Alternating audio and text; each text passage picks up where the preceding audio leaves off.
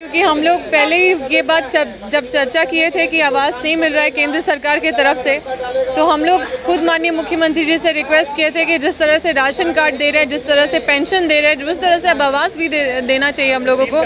तो उसी दिन से निर्णय हुआ और आज ये पास हुआ है। हम तो पहले भी मंच में बोले थे, कई मंच में बोल चुके हैं कि अब अबुआ आवास आने वाला है। तो आज वो दिन है जब सच में अबुआ आवास पास हो गया है और ये सच में झारखंड के लिए ऐतिहासिक दिन है, क्योंकि अब लोग जो सालों से 10 साल से वेट कर रहे हैं एक आवास के लिए, उनको अब वेट नहीं करना पड़ेगा। वो हमारे ही सरकार में के टेन्योर में ही उनको आवास मिल जाएगा। सरकार का जो आवास था उससे बड़ा आवास बनेगा, ज़्यादा पैसे का दो। ये दिखाता है संवेदनशीलता, ये दिखाता है कि जो गरीबों के प्रति कौन दिल से खड़ा है।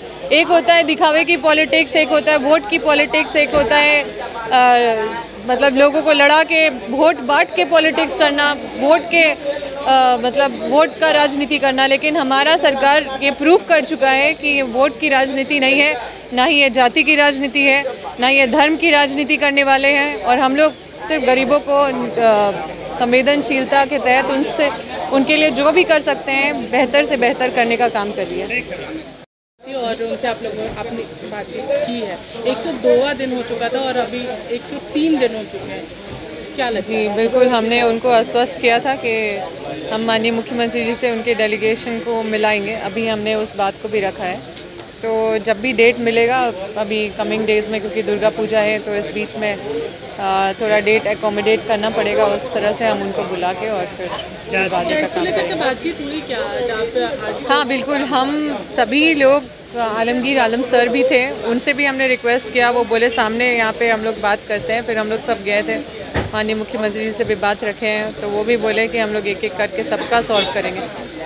केंद्र सरकार का काम है, राज्य सरकार नहीं करा सकते। आर्थिक सर्वेक्षण की वो बात कर रहे हैं। देखिए, वो इसलिए इस तरह से कह रही है क्योंकि एक तो केंद्र सरकार इस तरह का कोई भी काम नहीं कर रही है, और ऊपर से आप देखिए बिहार में जिस तरह से जातीय जनगणना हुआ है, तो ये लोग बस सोच रहे हैं कि कहीं ऐसा ना हो कि राज्य सरकार भी कराए, तो ताकि लोगों का सपोर्ट नहीं मिले उसमें, ये सोचते हुए कि ये केंद्र सरकार को कराना है तो बेफिजूल राज्य सरकार करा रही है। तो इस तरह से बीजेपी के लोग गुमराह करते रहते हैं। हमें उनके बात में आना नहीं है। ये एक लंबे समय से जो एक बड़ा समुदाय जो अन्याय झेल रहा है, जब से झारखंड बना है तब से जो अभाव इस तरह का जो आरक्षण का रह रहा है एक बड़े समुदाय के साथ, मुझे लगता है यहाँ पे विशेष रूप से झारखंड में सबसे ज़्यादा ज़रूरी है जातीय जनगणना कराना। युवा सरकार है और युवा सरकार, युवा मुख्यमंत्री, जनता का, जनता के लिए, जनता के द्वारा शासन है, तो जनता के हित में तो काम करेंगे ही हम लोग। आप लोग जातीय जनगणना पर बहुत मतलब बिल्कुल होना ही चाहिए। आप लोग कैबिनेट में ला नहीं रहे हैं। अरे भैया, जातीय जनगणना से भारतीय जनता पार्टी डरी हुई है। हम लोग तो चाहते हैं कि जातीय जनगणना होनी चाहिए, और राम मनोहर लोहिया जी ने कहा था कि जिसकी जितनी भागीदारी उसकी उतनी हिस्सेदारी। तो भागीदारी और हिस्सेदारी का तो अनुमान तभी ना निकलेगा जब सारी चीज़ों का जनगणना हो जाएगा। क्यों भाजपा डरती है इतना? आप लोग भी तो सिर्फ माहौल बना रहे हैं ना, करवा नहीं रहे। बिहार में हो गया जातीय जनगणना। ओ, तो आप क्या चाह रहे हैं कि ओवरनाइट हो जाए सब काम? चलिए ठीक। बीजेपी ने नेता विपक्ष अमर बावरी को बनाया है, किस तरीके से देखते हैं आप? नहीं, अच्छी बात है, बहुत अच्छी बात है। बनाया है, देर आए हैं, दुरुस्त आए हैं। यही काम यदि वो पहले करते तो और अच्छा होता, राज्य हित में अच्छा होता। बहुत सारे जो हैं ऐसी संस्थाएं हैं, संवैधानिक संस्थाएं, जहां नेता प्रतिपक्ष की आवश्यकता होती है, वो आवश्यकता की पूर्ति पहले हो जाती। लेकिन चलिए, कोई बात नहीं। जैसे कोविड में भाजपा के लोग छुपे हुए थे और कोविड ख़त्म हो गया तो अब टर्राने लगे हैं, टर बोल रहे हैं। तो अब अच्छी बात है कि नेता प्रतिपक्ष के रूप में उनका नियुक्ति हुआ है, तो बढ़िया बात है। बीजेपी के मैं बधाई देता हूँ उनको। जेल से छूटकर आया, बोल रहे कि मंत्री बनना का कौन नेता है जी? नेता हमसे बड़ा कोई है जी? क्या बात कर रहे हैं? तो बीजेपी। अरे मैं जमीन से जुड़ा हुआ व्यक्ति हूँ। अरे भैया, हम तो 10 बार जेल गए हैं, मारे खा के नेता बने हैं।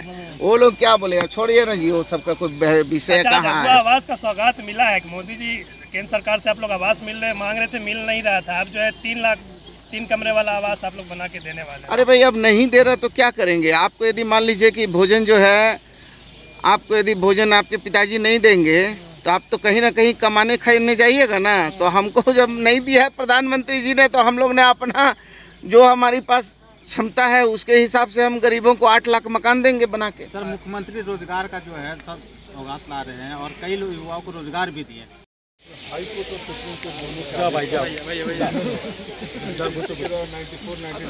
देखिए जब तक मैंने कोई भी माननीय उच्च न्यायालय सर्वोच्च न्यायालय का आदेश का जब तक हम जानेंगे नहीं पढ़ेंगे नहीं, आपसे 2 मिनट तो बाद नहीं अब 2 मिनट में थोड़ी होगा। आप आदेश की कॉपी लाइए, उसको मान लीजिए महामहिम सुप्रीम कोर्ट और महामहिम गवर्नर साहब, महामहिम राष्ट्रपति महोदय पर कोई बात यदि बोलेगा तो आदमी जब जानेगा तब ना बोलेगा। कोई 1 मिनट में पढ़ेगा और बोल देगा, ऐसा नहीं हो सकता।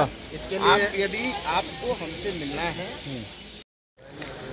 वो आवास कैबिनेट में स्वीकृति मिला है। मैं धन्यवाद देता हूँ माननीय मुख्यमंत्री जी को और माननीय वित्त मंत्री जी को कि गरीबों की चिंता की और सबको अब आवास मिलेगा। कितने कमरों का आवास बनेगा ये आवास? जो प्राकलन 3 लाख रुपया है, जो मॉडल है वही रहेगा। नौकरियों के लिए भी कुछ ना वैसा जातीय जनगणना को लेकर अभी नया अबुआ आवास है, सबसे अभी वही हाईटेक योजना है। ग्रामीण को सड़क से जोड़ने के लिए परिवहन व्यवस्था था, उसका कुछ हुआ है? अभी वैसा को नहीं है।